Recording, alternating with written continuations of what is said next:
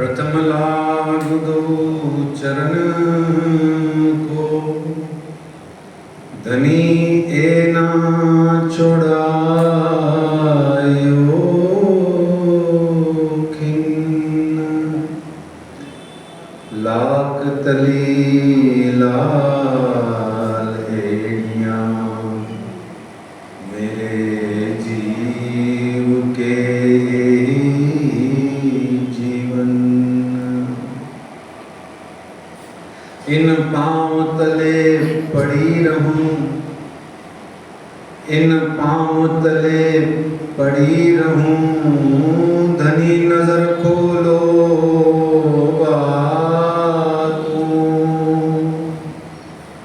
पलना बालू निरखूं नेत्रे मेरे जीव के जीवन,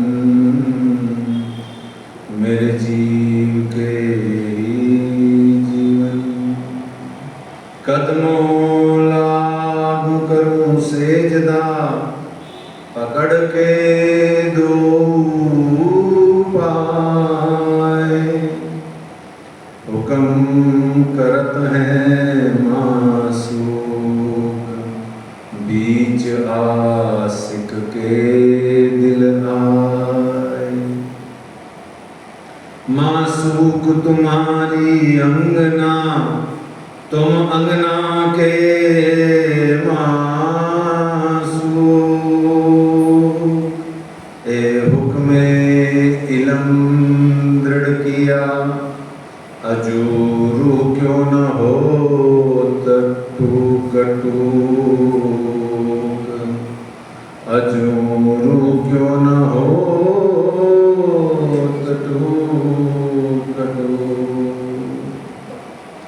वंदो सद्गुरु चरण को, करूं सुप्रेम प्रणाम, अशुभ हरन मंगल करण श्री देवचंद्र जी नाम। श्री प्राणनाथ निज मूलपति, श्री मेराज सुनाम। तेज कुंवर श्यामा जुगल जी को, पल पल करूं प्रणाम, पल पल करूं प्रणाम। बोलिए श्री प्राणनाथ प्यारे की जय, श्री कृष्ण कन्हैया लाल की जय, निजानंद स्वामी की जय, श्री बैजूराज महारानी जी की जय, श्री महाराजा छत्रसाल की जय, महामती श्री लालदास जी महाराज की जय, बाबा दयाराम साहेब जी की जय, सद्गुरु श्री राम रतनदास जी महाराज की जय, परमहंस श्री चरणदास जी महाराज की जय, परमहंस श्री हरिदास जी महाराज की जय, सद्गुरु श्री जवाहरदास जी महाराज की जय, सर्व सुंदर साथ की जय। परना परम धाम देख, करके प्रणाम देख, आशिक को आराम देख, सकल दुख भागे हैं। कहत है मस्तान, जाको लागी इसकतान, रूहें देखिए दीदार। श्री प्राणनाथ जी, श्री प्राणनाथ जी परना जी में विराजे हैं। श्री प्राणनाथ जी, श्री प्राणनाथ जी गुम्मट जी में विराजे हैं। सुरता गुम्मट जी में ले जाइए। आइए नदी किलकिला तीर पे पहुंच जाइए और वहां पर हमारी प्रिय श्री श्यामा महारानी जी का जो दरबार है वहां पर अपना ध्यान ले जाइए और बड़े प्रेम और भाव से कहिए, श्यामा महारानी अब तो लगा दो नैया पार।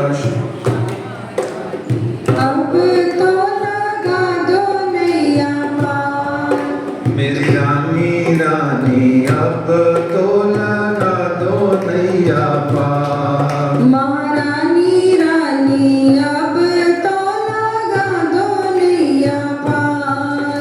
मेरी राधे रानी अब तो लगा दो नैया पार। मेरी राधे रानी अब तो लगा दो नैया पार।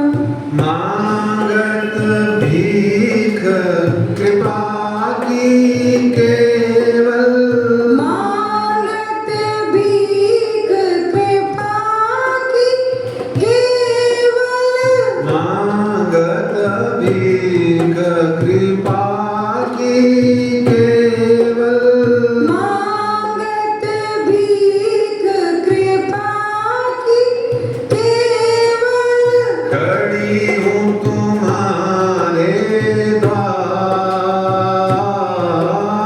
खड़ी तुम्हारे द्वार। महारानी रानी अब तो लगा दो नैया पार। मेरी श्यामा रानी अब तो लगा दो नैया पार। रस तन हस मुख सुनो बीनती। रस तन हस मुख सुनो विनती। रस तन हस मुख सुनो बीनती। रस तन हस मुख सुनो विनती। अपने ही दरबार।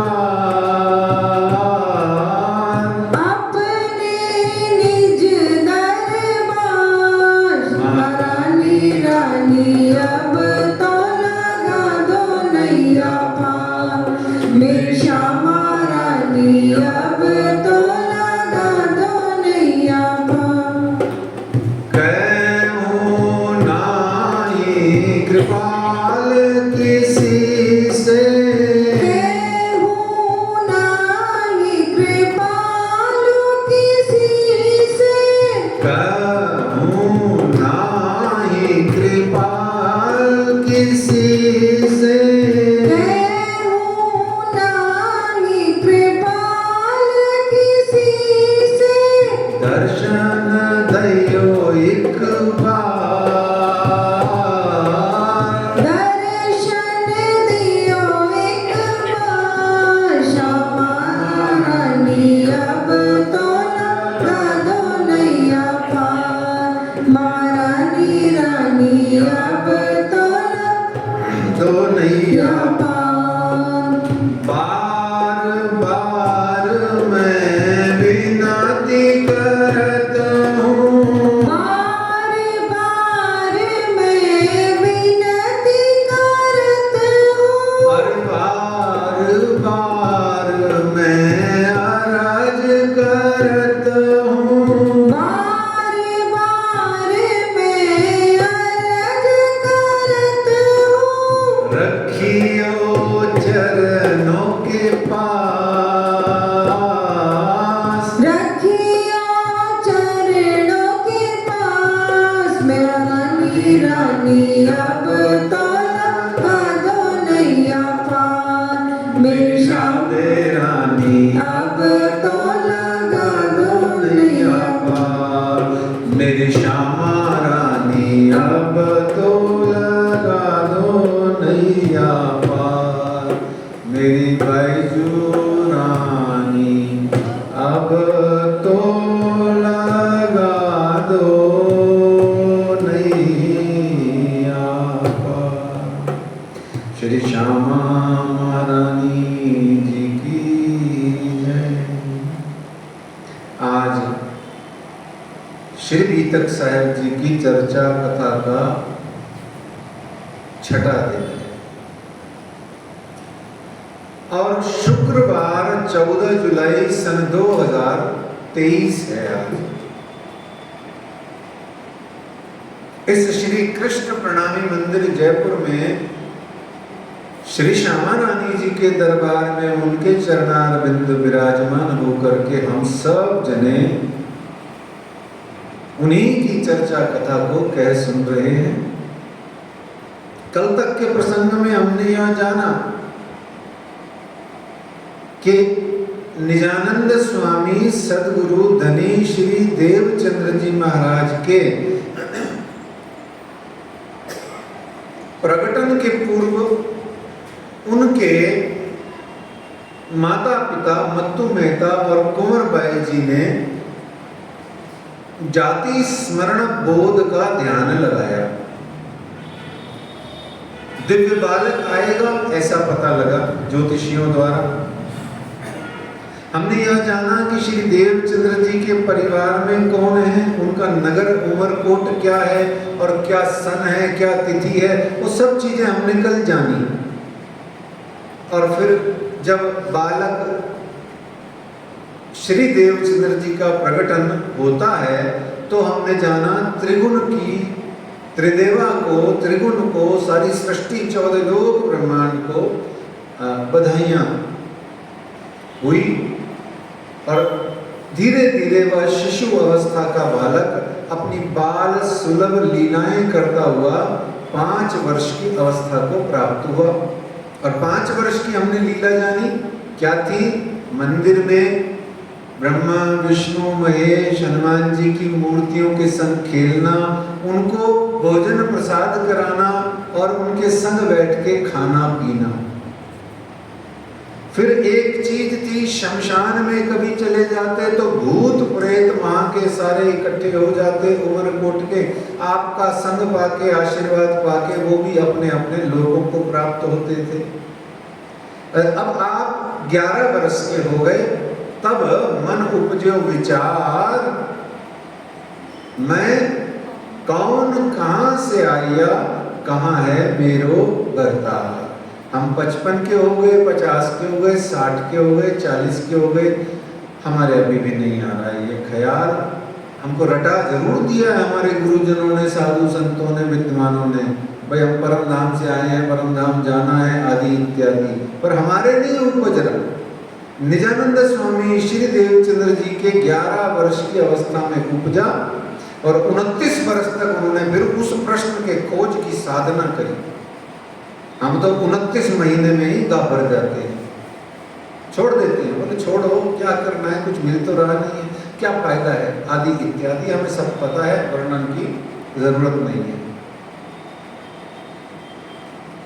आइए आज महामती श्री लालदास जी महाराज जी को विनती करते हैं उनके चरणों में कि आज के प्रसंग में हम सब कहने सुनने वालों को, जो YouTube पर और ऑनलाइन सुन रहे हैं वो सब भी, आप जो यहाँ विराजमान हैं वो सब भी, और ये जो यहाँ वहाँ से उठ के यहाँ विराजमान कर दिया गया है ये शरीर, इसको भी महामती श्री लालदास जी महाराज अपनी 5 शक्तियों के कुछ अंश से हमें भी आनंदित करें, प्रेरित करें। और आइए उनका हम आह्वान करते हैं।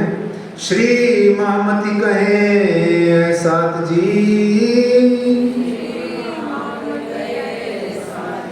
बया चर्चा का बखत, अब तुम सुनियो चित्त दे, लाल आगे आए बैठे तखत,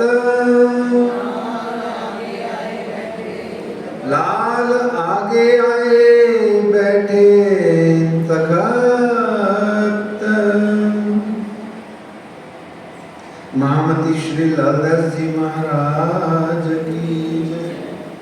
जब भये बरस 11वां तब मन उपजो विचार, मैं कौन कहां से आया, कहां है मेरो बरता। पूछत फिरे परदेश में कहां है परमेश्वर, पूछत फिरे परदेश में कहां है परमेश्वर। तिन सबको पैदा किया सो कहां है सब ऊपर, पूछत फिरे परदेश में कहां है परमेश्वर। साधुओं से, संतों से, अनेक संप्रदाय के गुरुजनों से पूछ रहे हैं कि कहां है परमेश्वर, जिन सबको पैदा किया। तो कल हमने एक बात जानी थी कि 5 अनादि प्रश्न कहे गए जो क वर्ण से, ककार शब्द से, ककार वर्ण से प्रारंभ होते हैं, और इंग्लिश में वही 1 प्रश्न H से और 5 प्रश्न W से शुरू होते हैं। W, हमारा W है ना, लास्ट में आता है जो 26 अल्फाबेट में, उसमें कौन कौन से वर्ड होते हैं? व्हेन, वेयर, वाई और वेयर हो गया ना, हु, और 5 होते हैं W से, याद दिलाओ, हैं? विच, हाँ विच, अपने WHICH वाला विच, एक दूसरा विच होता है वो नहीं, और हो गया 5 हो गए। छठा तो X से होता है, हाँ व्हाट रह गया सबसे बड़ा, वो 6 हो गए क्या? नहीं 5 हुए, और एक X से होता है हाउ, कैसे। हो सकता है गिनती कर लो, बच्चे लोग बैठे ज्यादा अंग्रेजी पढ़े हुए, हो सकता है 7 भी हो जाए, पर मूल में वो 5 ही होते हैं। अब ककार यानी क वर्ण से प्रारंभ होने वाले कौन कौन से शब्द हैं और क्या है उनका हिसाब किताब, तो हमारे धर्म ग्रंथों में, उपनिषदों आदि में ये अनादि प्रश्न कहे गए, जिसको कहते हैं को अहम कस्या अस्ति संसार। को अहम कस्या अस्ति संसार, है ना, मैं कौन हूँ, ये संसार क्या है, मैं कहाँ से आया हूँ, मुझे कहाँ जाना है, मैं क्यों आया हूँ, मेरा स्वामी सृष्टिकर्ता बनाने वाला विधाता कौन है मैं। अब इसके बाद में फिर निजानंद संप्रदाय के प्रश्न भी इसमें और थोड़े डिटेल से जुड़ जाते हैं कि मैं जागत हूँ या नींद में हूँ, मैं वापस कैसे जाऊँगा, मुझे कौन लेके जाएगा और कैसे लेके जाएगा। इस बात को कलश ग्रंथ के अंतर्गत श्री इंद्रावती जी ने वर्णन किया है। माँ सूखे मोहे मिलके करी सो दिल दे गुज, माँ सूखे मुझे मिलके मोहे मिलके करी सो दिल दे गुज, कहे तू दे पढ़ उत्तर जो मैं पूछत हूँ तुझ। मासूक ने मुझसे मिलकर के कहा कि जो मैं तेरे से पूछता हूं तू उसका पढ़ उत्तर, यानी उसका पलट करके उत्तर दे। क्या बोले? प्रश्न कीजिए। बोले तू कौन इत आई क्यों कर, तू कौन आई इत क्यों कर, कहाँ है तेरा वतन, नार तू कौन खसम की दृढ़ कर कहो वचन। फिर पूछा तू जागत है कि नींद में, करके देख विचार, विद सारी या की कहो इन जिमी के प्रकार। ये पूछा, किसने पूछा? सबसे पहले ये प्रश्न किसने किए? देखिए सुंदर साथ जी, क्या होता है, ये वाणी 365 दिन नहीं पढ़नी चाहिए, और श्रावण मास जब आता है तब तो बिल्कुल नहीं पढ़नी चाहिए। ठीक है, तय हो गया। ये वाणी 365 दिन क्या होते हैं? कुछ नहीं होते, बहुत कम होते हैं। यदि एक वर्ष में 365 के 5, 6, 3, 563 दिन भी हो ना, तो भी ये वाणी पढ़ते रहना चाहिए। एक एक पल के अनेक अनेक वर्ष हो तो भी ये वाणी पढ़ते रहना चाहिए। श्रावण मास में सिर्फ सुन लेने से हमारा कल्याण नहीं होने वाला। हाँ, कुछ पुण्य अर्जित जरूर हो जाएगा, इसमें कोई संदेह नहीं। कुछ पाप जरूर कट जाएंगे, पर वो तो लौकिक बात है। पारलौकिक बात ये है कि सदा याद रहे हर चीज, खास तौर पे बीतक, खास तौर पे इतिहास, खास तौर पे वो तथ्य, वो बातें, वो कुछ ऐसे उद्वर्ण, संस्मरण जो वो तो नहीं भूलने चाहिए, और कुछ ऐसे रिश्ते नाते। मैंने एक बार पहले भी निवेदन किया था कहीं पे, माफी चाहते हुए सुंदर साथ से, कि हम हिंदू हैं, बहुत स्पष्ट बात है, हम हिंदू हैं, और हिंदू हैं और हमारा सौभाग्य है कि हम भारत में रहते हैं, और हम भारत में रहते हैं। बचपन से हमें राम के बारे में बताया जाता है, क्योंकि राम भारत की संस्कृति है, भारत की सुबह है राम, भारत की सुबह राम है। हर कोई गांव में इधर उधर उठते ही क्या कहता है, राम राम साहब, राम राम जी। तो भारत की सुबह है राम। तो हमें राम के बारे में जितना पता है ना, क्षमा कीजिएगा प्रणामी होकर के, इतने मतलब आदि इत्यादि होकर के इतनी बार बीतक सुन के भी हमें श्री साहब जी, श्री देवचंद्र जी और हमारे और भी जितनी सखियां हैं जो भी वाणी में बताई गई, बीतक में बताई, उन तक का भी हमें कोई नॉलेज या कोई मेमोरी विशेष नहीं है। कईयों को बहुत है, उनके चरणों में प्रणाम है, पर हमें विशेष नहीं है। ये दुख की बात है कि नहीं? अच्छा, मैं अभी ये हमारी बहन जी को कहूँ कि भाई वो जो वहाँ फाजिल्का या अबोर में कोई एक बहन जी रहती है, तो ये अभी 5 से 6 मिनट लगा के टांग को चढ़ा करके कुछ रिश्तेदारी अपनी या मेरी निकाल के कहेंगी, वो तो तुम्हारी माता जी की बहुत दूर की थोड़ी सी इधर उधर की रिश्तेदार है, 5 मिनट में निकाल देंगे सौदा। ये तो क्यों? क्योंकि इनकी पैठ बड़ी तकड़ी है, बुजुर्ग बड़े हो गए, इनको नॉलेज अच्छी है, रिश्तेदारियों की जिंदगी हो गई। ऐसे ही हम असली रिश्तेदार किनके हैं? परम धाम से आए हैं। हम असली रिश्तेदार किनके हैं? श्री जी साहब जी और श्री देवचंद्र जी के हम असली रिश्तेदार हैं। हम असली रिश्तेदार किसके हैं? अपने परमहंसों के। वो असली रिश्ता है। मूल सगाई छोड़ दी है ना, मैं तो कर्म किए अति नीचे पर तुम राखी मूल सगाई।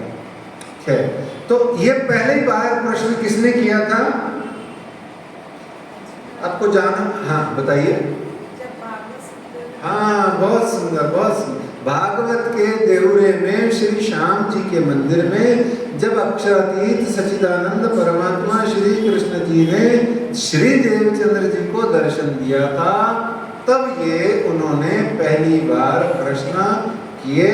और फिर यही प्रश्न सुंदरबाई श्यामा जी ने श्री इंद्रावती जी को किए। फिर यही प्रश्न श्री इंद्रावती जी ने कलश ग्रंथ एवं अन्य अनेक जगहों पर हमसे किए।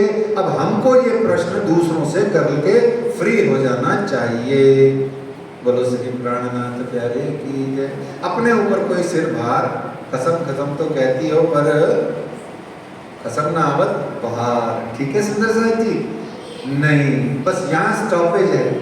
हमको किसी और से पूछने की बजाय भीतर ही भीतर अपने ही आप से ये प्रश्न करते करते करते करते रहना चाहिए। कब तक करते रहना चाहिए? बोले सुहागिन तो लो खोजही, जो लो ना पाइए पियो वतन। विचार विचार विचार ही वेदे सकल संधान। कब तक खोजना है? बोले वो तो खोजे अपने आप को और खोजे अपने घर और खोजे दिन आखिर। तो वो खोजती है कौन? खोजी पाई ही वास्तव में परम धाम की 12,000 सखियां हो सकती हैं। एक ही नाम अगर सारी परम धाम की सखियों को दे दिया जाए, विभिन्न नाम न दिए जाए, तो एक ही नाम पर्याप्त है। जब तक धनी नहीं मिल जाते तब तक उनका नाम है खोजी बाई। खोजो खोजो खोज बड़ी संसार में, तुम खोजो साधो, खोज बड़ी संसार, खोजे तो सदगुरु पाइए, हो जाए तुम्हारा बेड़ा पार। सदगुरु संग करता, ये चीज खोजने की। निजानंद स्वामी 11 वर्ष में खोज रहे हैं सुंदर साहब जी, और हमारी तो हालत ये है कि बस राजी महाराज कृपा करें सब। अच्छा, फिर श्री देवचंद्र जी महाराज साधु महात्माओं की संगत में क्यों घूम रहे हैं? ये प्रश्न बड़ा महत्वपूर्ण है। ढूंढत फिरे परदेश में कहाँ है परमेश्वर। साधु संत को ढूंढ रहे हैं। क्यों ढूंढ रहे हैं? उमरकोट में ढूंढ रहे हैं, कच्छ प्रदेश में ढूंढ रहे हैं, भोजनगर में ढूंढ रहे हैं, जामनगर में भी साधु संत गुरुजनों को ढूंढ रहे हैं। 40 बरस तक खोज कर रहे हैं। साधु सत्संग कर क्या क्या कर रहे हैं? 40 बरस तक खोज कर रहे हैं। और उस खोज में, खोज को अगर थोड़ा सा एलाबोरेट किया जाए, थोड़ा सा वर्णन किया जाए उसका, तो वो हो जाएगा एक साधु सत्संग में घूम रहे हैं। कौन होता है साधु? साधु कौन होता है? राज जी ने वाणी में बहुत अच्छी परिभाषाएं दी है साधु की। और सत्संग किससे करना है? श्री महामत कहें संगत कर बाकी कर बाईसो गोष्ठ ज्ञान। कौन? जो माहे निर्मल बाहिर दे में न दिखाई, वाको पार ब्रह्म सो पहचान। श्री महामति कहे संगत करवा की करवाई सो गोष्ठ ज्ञान। सारे साधु संतों की इज्जत करो, सम्मान करो, उनको दान दक्षिणा दो, भोजन प्रसाद कराओ, उनके चरणों में प्रणाम करो। और महामति जी कहते हैं करवाई सो गोष्ठ ज्ञान। सिर्फ गोष्ठ ज्ञान उस साधु, उस महात्मा, उस गुरु के चरणों में बैठ के करो जो माहे निर्मल, अंदर निर्मल हो पर बाहर देवे न दिखाई। वो बाहर से दिखाई नहीं देता हो लेकिन खोजी हुए तुरंत मिल जाता है। अब खोजो, वो मिल जाएंगे। तो वो क्या कर रहे हैं? साधु सत्संग कर रहे हैं, स्वाध्याय कर रहे हैं, श्रवण कर रहे हैं, सेवा कसमी कर रहे हैं, पूजा कर रहे हैं और विविध प्रकार से भक्ति कर रहे हैं। कुछ भी नहीं छोड़ रहे हैं। कोई भी ऐसा साधन उपाय वो पीछे नहीं छोड़ रहे हैं देवचंद्र जी। तब जाकर के उनको अपनी जिंदगी की करीबन 55% आयु खत्म हो जाने के बाद में उनको अक्षरातीत का दीदार होता है। 74 वर्ष के थे आप इस संसार में, 74 वर्ष रहे ना, तो आप 40 वर्ष में दीदार पाए, तो 34 साल ही उसके आगे आप इस दुनिया में रहे। देखिए कितना बड़ा उनका धैर्य था। और क्यों था? साधु सत्संग क्यों कर रहे थे? मुख्य कारण क्या था? हम क्यों नहीं कर पाते हैं? मुख्य कारण क्या है? हमारी बुद्धि ही है जो अपने आप को अधिक बुद्धिमान समझने के कारण से हम साधु संतों की, गुरुजनों की कही हुई बुद्धि या शास्त्र की कही हुई बुद्धि की बातों को हम अंदर ले तो जाते हैं पर रोक नहीं पाते, वो टिकती नहीं है। क्यों? क्योंकि अपनी बुद्धि अधिक समझते हैं। होती है कि नहीं पता नहीं, पर समझते अपनी बुद्धि अधिक है तो वो टिकती नहीं है, निकल जाती है, बह जाती है। लेकिन श्री देवचंद्र जी महाराज को अच्छे से पता है कि मैं एक कील हूं लोहे की भारी भरकम, और अगर नदी में डाल दी जाऊंगी पानी में तो डूब जाऊंगी। उनको पता है मैं डूब जाऊंगी, लेकिन वो कह रहे हैं इतने बड़े बड़े कीले, बड़े बड़े कील, पेच पेच नट, यदि वो किसी लकड़ी की नाव में ठोक दिए जाएं तो लकड़ी की नाव पार होती है, संग संग मैं कील मोटा भारी भी पार हो जाऊंगा। इसलिए साधु सत्संग जरूरी है, बहुत जरूरी है। और याद रखना, साधु का सत्संग जरूरी है, साधु का संग शायद जरूरी ही नहीं। क्या जरूरत है साधु से मिलने की? क्या मजे आ रहे, क्या आनंद आ रहा है? सोचो, विचार करो। साधु से मिलके अपने घर गृहस्थी की बातें, दांत, इतने बड़े बड़े दांत दिखाने की गुरुओं को जरूरत ही नहीं होती। क्या जरूरत है? जरूरत क्या है? सोचो, विचारो। मैं बहुत ज्यादा बदरसना नहीं कर सकता, क्योंकि साधु के साथ में आपको जितनी सिंसियरिटी आपके पास होती है ना, उससे भी 5 गुनी ज्यादा सिंसियरिटी आपको कलेक्ट करके बिहेव करना चाहिए। साधु साधु होता है, वो आपको कुछ दे सकता है तो वो सिर्फ ज्ञान दे सकता है, बस आपसे लेने कुछ भी नहीं आया, कुछ भी नहीं लेने आया आपसे। तो इस तरीके से श्री देवचंद्र जी को पता था कि एक घड़ी, आधी घड़ी, एक घड़ी 22 मिनट, आधी घड़ी 11 मिनट, आधी में बुनियाद यानी 5:30, 5:30 के भी आधे, कितने हो गए भाई? लग नहीं रहा हिसाब। एक घड़ी, आधी घड़ी, आधी में बुनियाद, कबीरा संगत साध की कटे कोटि अपराध। एक अगर आप किसी साधु के पास में आके खड़े भर भी हो गए तो आपके कोटि कोटि, करोड़ों करोड़ों अपराध कट जाते हैं। देवचंद्र जी को पता था, अच्छे से पता था। हमको नहीं पता। क्यों नहीं पता? मैं बहुत माफ़ी चाहते हुए बोलूँगा सुंदर साथ जी, हमारी वाणी वास्तव में जिसको क्या कहें, तीसरी दूसरी मंजिल से शुरू होती है, ऐसा समझ लो, थोड़ा ऐसे समझ लो। वाणी इंद्रावती जी ये सोचती हैं कि ये जो वाणी पढ़ने वाले सुनने वाले हैं ना, ये संसार के लौकिक धर्म को, मान मर्यादा को, आदि इत्यादि को तो वैसे ही निभा के पुष्ट परिपक्व हो चुके हैं, बहुत आगे बढ़ गए हैं। अभी तो इनको आगे की परम धाम की बातें सीखनी है, चाहिए। इसीलिए डायरेक्ट श्री तारतम वाणी सर्टेन हायर लेवल से शुरू होती है, लोअर लेवल से शुरू ही नहीं होती। और इसी से शायद मेरा ऐसा भाव है कि हम संसार में कैसे जीवन जिए, साधारण काम, क्रोध, लोभ, मोह, निंदा आदि जो एक बड़े साधारण से अवगुण होते हैं स्वभावगत माया के, वो हम कभी काट ही नहीं पाते, छोड़ नहीं पाते, बल्कि और उल्टा हो जाता है। हम अपने आप को वाणी के साथ जोड़ के, श्री निजानंद संप्रदाय से जोड़ के और अपने आप को बड़ा समझने लग जाते हैं। सो जो पहले ही छोटा था वो अपने आप को बड़ा समझ ले तो उसका पूरा का पूरा कल्याण ही हो जाता है। इसीलिए शायद मेरा ऐसा मानना है, हमारा विकास अवरुद्ध है। हमें पहले छोटी छोटी बातों को अपनाना चाहिए, जीवन में लाना चाहिए। हमें इतना ही नहीं पता कि मंदिर में आकर के बोलना ही नहीं चाहिए, हमें इतना ही नहीं पता कि जब ये निजानंद संप्रदाय के मंदिर में आना है तो सिर ढांप के आना चाहिए, हमें इतना भी नहीं पता। हम नहीं करते, हजारों बातें। हम चरणामृत की गिलासी रोज दी जाती है, राज्य का भाषण है, उसी को लेकर हम मुंह पे लगा लेते हैं। अरे हाथ भी नहीं लगाना चाहिए। जो एक सुंदर सा चरणामृत बांट रहा है वो यूं यूं करके दूसरे के हाथ में देवे। ऐसी हजारों छोटी छोटी बातें हमें पता ही नहीं है, समझ ही नहीं। और फिर कभी पन्ना जी के धामी सुंदर साथ या पुजारी जी हमें टोका टाकी करते तो आपको लगता है कि लो जी ये तो टोकते, वह बड़ा है, बड़ा समझते हैं। वास्तव में बड़ा नहीं समझ, ये साधारण बातें हैं जीवन की। ऐसी 50 बातें हैं। देवचंद्र जी के जीवन में आपको हजारों मिलेंगी चीजें। पति पत्नी में झगड़ा हो जाएगा, अभी देखना आप आगे 2 मिनट बाद। ये छोटी छोटी मामूली बातें हैं। अपने आप को डिसिप्लिन करना सीखिए। धर्म का मतलब ये होता है अपने आप को सिंसियर करना सीखिए, स्वयं को मारना सीखिए। अरे मर सब कोई चाहता है, अपने आप को मारिए।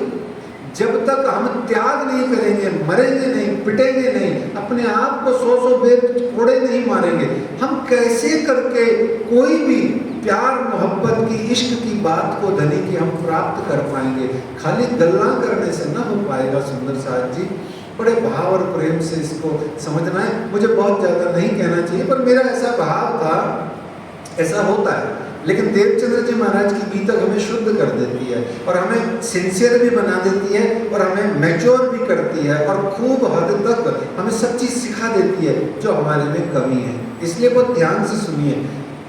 अब आप 13 बरस के हो गए, 11 बरस के थे थोड़ी देर पहले, अभी आप 10 मिनट बाद में 13 बरस के हो गए और आप अपने पिता श्री मत्तू मेहता जी के साथ में कार्य व्यवहार और व्यवसाय के हिसाब से कोई एक आध बार जो गुजरात के कच्छ प्रदेश में, जैसे भोज है, कच्छ है, भुज है ना, ऐसे कच्छ प्रदेश है उधर रेगिस्तान वाला, वहां आप गए।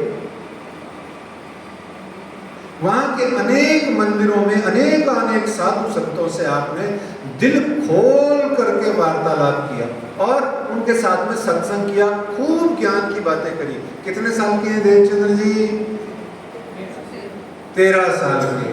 हमारा 2 साल का बच्चा मोबाइल हाथ में लेता है और राम जाने क्या गुचड़ करता रहता है। फिर हम कहते हैं लो, इसको तो 2 साल की उम्र में डिजिटल हो गया, मोबाइल चलाना आ गया। ये 13 साल की उम्र में क्या कर रहे हैं? साधु संग बैठ लोक लाज कोई, लोक लाज कोई।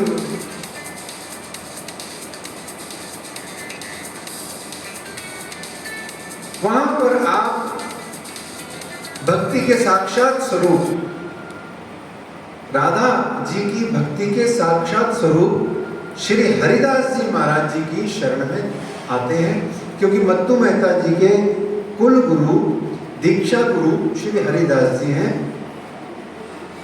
और भागवत के बड़े ही सरस कथाकार हैं श्री हरिदास जी महाराज। यहाँ आप 4 माह लगभग रहते हैं और फिर उमरकोट आ जाते हैं। और यहाँ ये आने के कारण से बात तब की मन में रहे, मैं जाऊं कच्छ प्रदेश में, तहाँ जाए के खोज करूं, पाऊं परमेश्वर दिन से।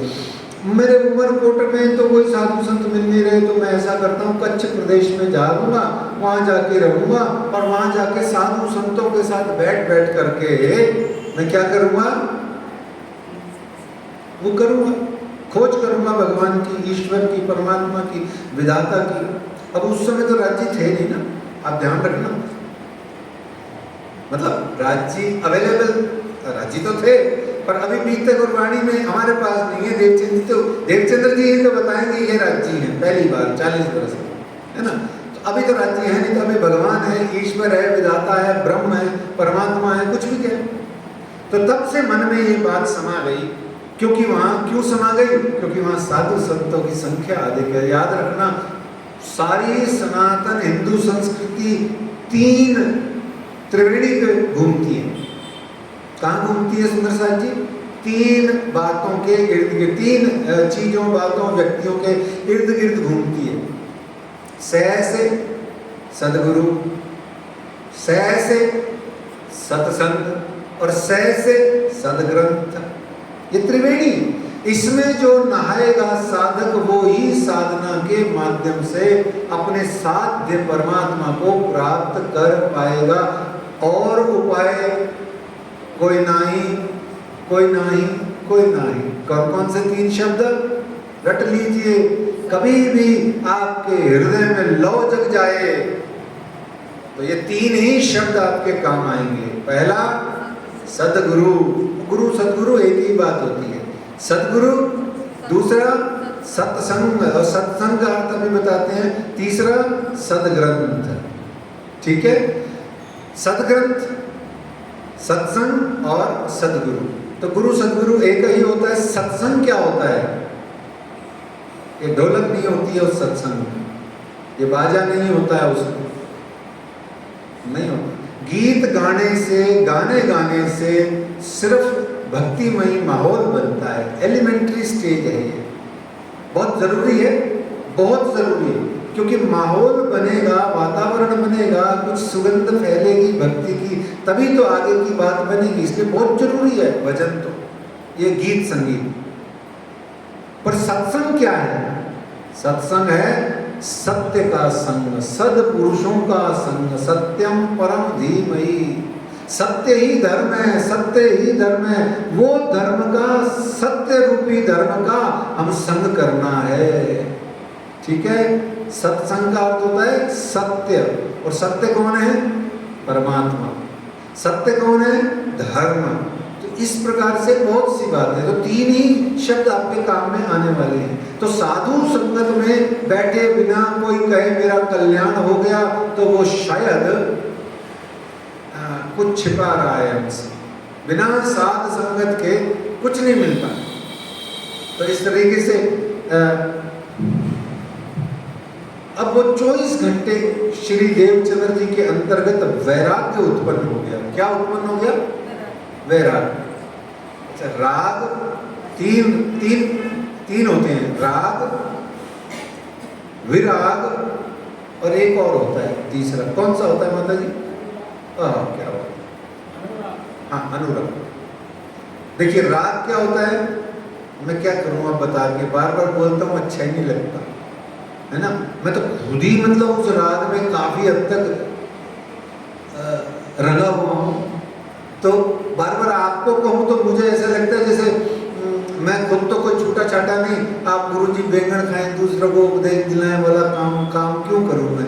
इसलिए राग आपको सबको पता है ना। जो मैं हूँ, जो और बहुत से लोग हैं और जो छूटे हुए हैं, उनके चरणों में प्रणाम है ना। राग, रंग में रंग जाने को राग कहते हैं। क्या जी? रंग में रंग जाने को राग कहते हैं। अब किसके रंग में रंगे हुए हैं, ये अपना हिसाब लगा लो। इसको राग कहते हैं। अब इस रंग में जो रंगा हुआ है, यानी कि संसार के रंग में, अपने शरीर के भोगों के रंग में जो रंगा हुआ है, इसको जैसे ही वो कम करता है उसे विराग बोलते हैं। वि उपसर्ग राग में लगते ही ये विराग यानी इसका विपरीत हो जाता है, और इसी का संस्कृत में मूल शब्द वैराग, वैराग्य बन जाता है। ठीक है ना। अब एक तीसरा रह गया सुंदर साथ जी, क्या? अनुराग। अनुराग क्या होता है? अनुग्रह क्या होता है? अनुराग कहते हैं सुंदर साथ जी, जो राग आपको संसार के साथ में है वो राग है, और वही राग यदि परमात्मा के साथ में हो जाए, भक्ति के साथ में हो जाए, तो वो अनुराग हो जाता है, जिसे सरल शब्दों में वाणी में इश्क प्रेम कहते हैं। बस इतनी सी बात है ना। तो ये बात है। तो ये वैराग्य आते ही देवचंद्र जी के अंदर में घर में खटपट रहे। बड़ी ध्यान से सुनिएगा, बड़ी अच्छी इंटरेस्टिंग बीतक है ये वाली।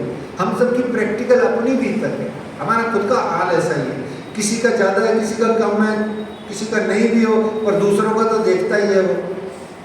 तो घर में खटपट रहे, मन में रहे वैराग, दुनी से वैर रहे, उन्हें देखे लगे आग। देखो हमारा क्या होता है, दुनिया की बात है, दुनिया का हिसाब किताब है, बड़ा स्वाद आ रहा है, हर चीज में स्वाद आता है दुनिया की, है ना। बहुत ज्यादा वर्णन की जरूरत नहीं है। यहाँ देवचंद्र जी को दुनिया देखते ही लगती है आग, क्योंकि मन में आ गया वैराग। अब वैराग आते ही दुनिया देख के लगती है आग। अब दुनिया को देख के आग लगेगी। अब मुझे मान लो सारी दुनिया को देख के आग लगती है, तो सारी दुनिया क्या मुझे क्या कहेगी? हाँ मुझे तू जल ले हमारे, हम तेरे को जला रहे हैं क्या? हम तेरे को कुछ कह रहे हैं? हम खाई जा रहे हैं तेरे को? तो वो मेरे क्या हो जाएंगे? थोड़े थोड़े शत्रु हो जाएंगे। ये स्वाभाविक है। सोचना क्या है इसमें? देखो एक जगह कहीं फेसबुक का डायलॉग था बड़ा अच्छा, लेकिन वो फेसबुक का नहीं है, पर वो फेसबुक में था। तो क्या था कि जिंदों को गिराने के लिए, ध्यान से सुनना, जिंदों को गिराने के लिए और मुर्दे को उठाने के लिए ये सारी दुनिया जल्दी से इकट्ठी हो जाती है। जिंदों को उठाने के लिए क्या था? जिंदों को गिराने के लिए और मुर्दे को उठाने के लिए ये सारी दुनिया एकदम से इकट्ठी हो जाती है। लेकिन यदि कोई जीव चाहे कि मैं इस 14 लोक ब्रह्मांड माया और मायावी लोगों से शीघ्र ही उलांघ के उधर चला जाऊं, तो सारे जीव इकट्ठे होकर उसको पकड़ के पीछे ले आते हैं। बोले कहाँ जाता है? पीछे।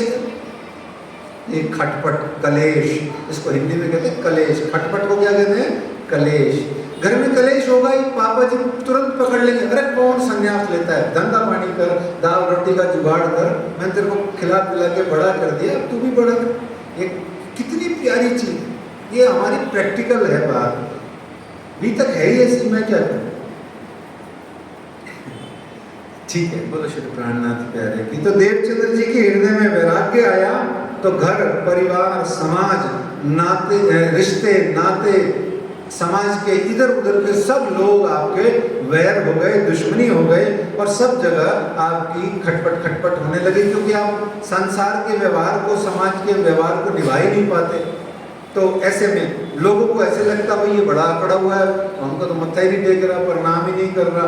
तो सामने वाला कुछ और सोचता है, देवचंद्र जी अपनी धुन में जाती है, तो वो फर्क हो जाता है बाद में। बस एक धुन देवचंद्र जी के मन में सवार हो गई कि मैं कच्छ प्रदेश में जाऊं, वहां जाके साधु संगत में बैठ बैठ करके मैं अपने ईश्वर विधाता परमात्मा को, जिन्होंने सबको पैदा किया, मैं उनकी खोजबीन करूं। तो 16 वर्ष के आप हो गए, और अब यहाँ आप निकलते हैं।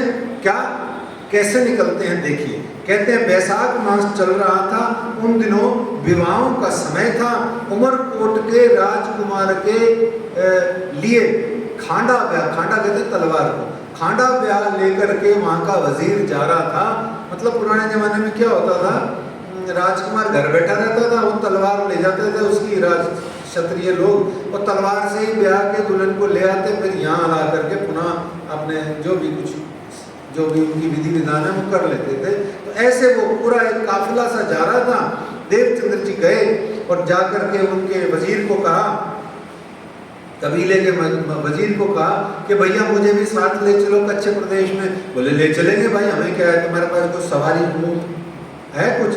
देवचंद जी बोले भाई वो तो नहीं है, मैं तो पैदल हूँ। बोले फिर नहीं ले जा सकते।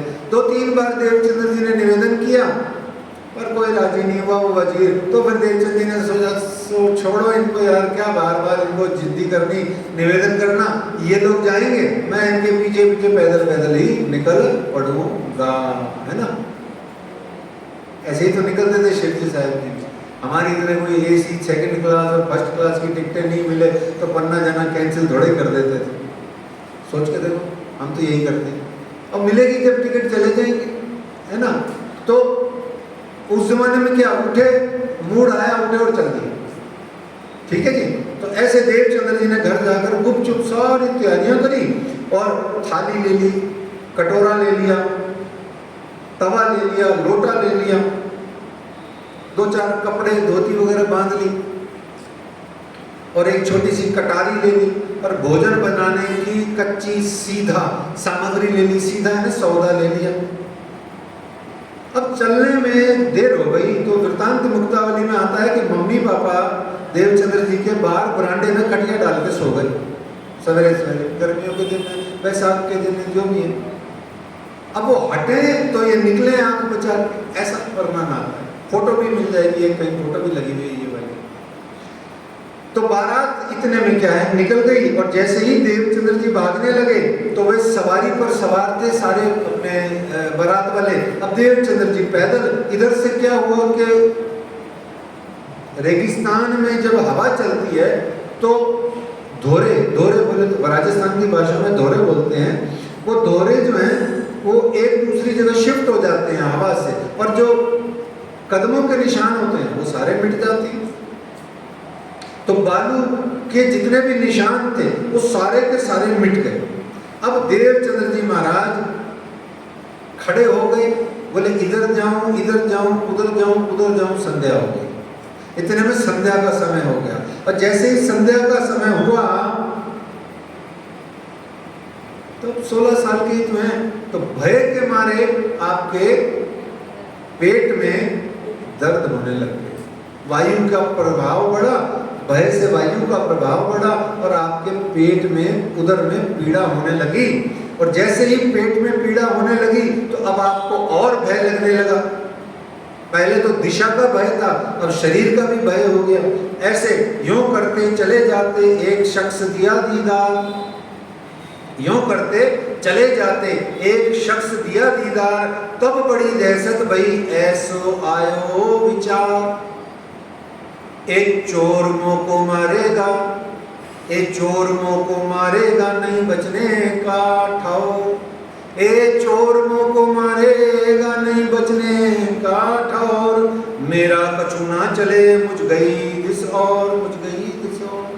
ये देवचंद्र जी के साथ नहीं होता है, ये हम सबके साथ होता है। देखो वापस सुनो चौपाई की 1-2 चरण। यूं करते चले जाते एक शख्स दिया दीदार, यहां तक तो हो गया ना क्लियर। और तब बड़ी दहशत हुई, एक शख्स ने दीदार दिया, आया उनके पास, उसको देखते ही दहशत यानी डर लगा, भय लगा, टेरर में आ गए। अब क्या सोचने लगे, सुनिए ये 2 चरण। एक चोर, कौन? एक चोर मुंह को मारेगा, अब नहीं बचने का ठौर, अब मेरी तो मौत निश्चित है। ध्यान से सुनना सुंदर साथी, ये पहला स्वरूप कौन है? हुक्म का स्वरूप है। पहला दीदार जो है ये किसका है? हुक्म के स्वरूप का। अच्छा, यहाँ एक और चीज बड़े साफ साफ रखना, हुक्म का स्वरूप बार बार याद रखना, श्री जी साहेब जी को कहा जाता है, यानी राज जी को कहा जाता है। और हुक्म का जो पैगाम लेकर के आए तो उन्हें भी कहा जाता है, पर मूल में हुक्म का स्वरूप श्री जी साहेब जी को ही कहा जाता है। वो फिर कभी वाणी चर्चा में देख लेंगे, यहाँ समझना है राज जी को कहा जाता है। तो आए हैं वो तो एक उनका जयकारा तो लगाई दो, हुक्म के स्वरूप की जय। लेकिन देवचंद्र जी तो उसको चोर कह रहे। एक मैंने आज ही हमारी माता जी को एक कहानी सुनाई थी। कहानी क्या, एक दो लाइन की बात बताई थी। अभी मैं पढ़ रहा था ना, तो मेरे उपजी थी वहाँ पर, तब मन उपजी आस है ना, कि मैंने इनको आते ही बताया, ये सॉरी मैंने इनको आगे बताया, मैं देखो देखो देखो, एक बहुत भयंकर कंजूस आदमी थी, मक्खी चूस है, और उसको एकदम कहीं जा रहा था तो एकदम नदी में डूब गया। अब डूब गया, चिल्ला रहा है, दोनों हाथ बाहर निकल के बचाओ बचाओ बचाओ बचाओ बचाओ। इतने में एक भला मानस आया, आके कहता है ला भैया तेरा हाथ दे दे, पकड़ा दे, मैं तेरे को बचा लेता हूँ, ला ला ला हाथ दे दे। बोला नहीं दूंगा। बोला मर जाएगा। बोला मरता मर जाऊँ, दूंगा कुछ नहीं। और भला मानस बड़ा ही भला था, उसने कहा अच्छा मेरे बाप मत दे, मेरा हाथ ले ले, है ना। ये हमारी वृत्ति है। और भी देखना भी, ये माया का प्रभाव कोई देवचंद्र जी पे विलक्षण नहीं है, ये सब पर है। माया का प्रभाव मनुष्य को ईश्वर का विरोधी बना के ही रखता है। ये है, मतलब इसमें कुछ ऐसा कुछ विशेष बात ही नहीं है। माया का मतलब ही ईश्वर की विरोधिनी, ईश्वर की विरोधिनी शक्ति का नाम ही माया है। अच्छा, गुरु में दोष ढूंढेगा, माता पिता में दोष ढूंढ डालेगा, क्या क्या इन लोगों ने हमारे लिए। अब भैया जितनी उनकी हिम्मत हैसियत थी उतना उन्होंने किया, जितनी गुरु की हिम्मत हैसियत थी उतना उसने पढ़ा लिखा के तुम्हें इतना बड़ा कर दिया। अब भगवान की जो हैसियत है वो भगवान कर रहे हैं, ईश्वर कर रहे हैं, तुम खुद ही अगर आगे ना दो, अब तो कहा करे वचन। भाई अगर हम ही नहीं माने तो क्या करें वचन। ऐसे वो कह रहे हैं आया है शख्स बचाने, उसको ना तो सम्मान कर रहे हैं बल्कि चोर और कह रहे हैं, है ना। चोर समझ रहे हैं, सॉरी कह नहीं रहे। ये बड़ी प्यारी बात है, ये समझने की बात है। वो जो व्यक्ति वहां आया सिपाही जैसा दिखता था, और उसने आते ही काम भी कुछ ऐसा किया। आते ही श्री देवचंद्र जी महाराज का सारा सामान ले लिया, कटारी भी ले ली, सब कुछ ले लिया, पिछोरी उतारी अपनी और कहाँ बिछा दी। पिछोरी कौन से रंग की थी उसकी, बताओ ना। राज्य की पिछोरी थी भाई, कौन से रंग की है, बस तो आसमानी रंग है, और क्या फिरोजी आसमानी रंग है। वो आए, उसने वो अच्छा लिखा हुआ कहीं नहीं है, भाव से बता रहा हूँ। तो वो पिछोरी उसने बिछाई, देवचंद्र जी को लेट जा। देवचंद्र जी ने सोचा आज तो अपना जैसी आराम हो ही गया, है ना, ये तो मेरे को मार डालेगा। जैसे ही लेटाया, लेटा करके उसने एक्यूप्रेशर के माध्यम से जांघ के मूल पर यहाँ जोर डाला, तो जितनी वायु थी बाहर निकल गई। बोले आराम आया, तो देवचंद जी को लगा यार ये तो बढ़िया आदमी है, ये तो कुछ भला कर रहा है मेरा। तो उन्होंने कहा नहीं अभी थोड़ी दर्द इधर हो रही है, फिर जोर मारा सिपाही ने, तो सारी गैस वायु रिलीज हो गई, है ना। अब देवचंद्र जी को आराम हो गया। यहाँ पर ये बड़ी ही महत्वपूर्ण बात नोट करने की है। परमात्मा हमारी सुरक्षा और सहायता को किसी न किसी रूप बदल करके आते ही आते हैं, आते ही रहते हैं। अच्छा उल्टा बोलूं थोड़ा सा समझाने के लिए, वो कभी छोड़ते ही नहीं, वो दूर ही नहीं, वो कभी हमें छोड़ते ही नहीं है। भगवत गीता में भी उन्होंने बहुत जगह कहा है, बहुत सारी बातें कही हैं कि तेषा हम समुद्धरता मृत्यु संसार सागरा। मैं ऐसे लोगों का जो अनन्य मेरी भक्ति करते रहते हैं, मैं उनको मृत्यु संसार सागर से पार कर देता हूँ। और इतना ही नहीं करता, बोले उनका योग और क्षेम भी मैं ही वहन करता हूँ। तो दिया देता भी मैं हूँ और दिए हुए की रक्षा सुरक्षा भी मैं ही करता हूँ। शरीर भी उन्होंने दिया है और इस शरीर की रक्षा सुरक्षा भी वही करते हैं। तो इस तरीके से देवचंद्र जी का सारा सामान, अब ध्यान से सुनो, बड़ी सेंसिटिव बीतक हो रही है। अब देवचंद्र जी का सारा सामान उस सिपाही ने कहाँ रख लिया, अपने कंधे पर। कौन, किसके कंधे पर सामान रख के और किसके कंधे पर कौन हाथ रख करके अब यात्रा शुरू कर रहा है, ये जरा सोचो, गर्व करो। श्री देवचंद्र जी के कंधे पे हाथ रखा और श्री देवचंद्र जी का सामान अपने कंधे पे रखा और फिर यात्रा शुरू कर दी, पैदल पैदल पैदल पैदल। किसने किसके कंधे पे हाथ रखा हुआ है? किसने रखा है? हाँ, तो वो हुक्म का स्वरूप मूल में क्या है? राजी हैं, लेकिन राज्य के रूप में वो हुक्म का स्वरूप या वो श्री श्यामा जी हैं जो अपने ही शरीर धारण किए हुए सुंदर बाई के कंधे पे हाथ रख के जा रही है। कोई भी भाव ले सकते हैं, है ना? ये कितने गौरव की बात है, लौकिक बात नहीं है ये। तो सिपाही उनसे घर परिवार की बातें करने लगा, यानी कि सिपाही उनका देह बुद्धि का एग्जाम लेने लगा। और देवचंद्र जी महाराज सोचने लगे, मैं उनको तो छोड़ के आया हूँ, ये फिर मेरे से वही बातें कर रहा है, क्या इंसान है यार ये, क्या बचा भी लिया, सब कर लिया, फिर घर घर घर घर कर रहा है। मुझे घर घर नहीं खेलना है, मुझे निज घर खेलना है। देवचंद जी कहते हैं मुझे घर घर नहीं खेलना, मुझे निज घर खेलना है। तो फिर ऐसे करते करते बारात सामने दिखाई पड़ी और सामान श्री देवचंद्र जी को उन्होंने प्यार से वापस किया और श्री देवचंद्र जी ने बारात की ओर देखा और देखते ही जैसे पीछे मुड़े, यहां तो कछु ना दे कहीं कौन गया, कौन कहाँ गयो, ए तहकीक मेरा खाविंद किया मिलाप याद कर। देखो आप, सज्जन मेरा चला गया तो मैं रो रही हूँ याद कर कर, जो मारे हेत के बाण पुकार चले मेरे पीर जी। बाद में याद आ रही है, मेरे सतगुरु जवाहरदास जी महाराज जी को जीते जी हमने वो सम्मान नहीं दिया, जाए बाद में आज देखो क्या पूजने उनको, ऐसे नहीं चलेगा।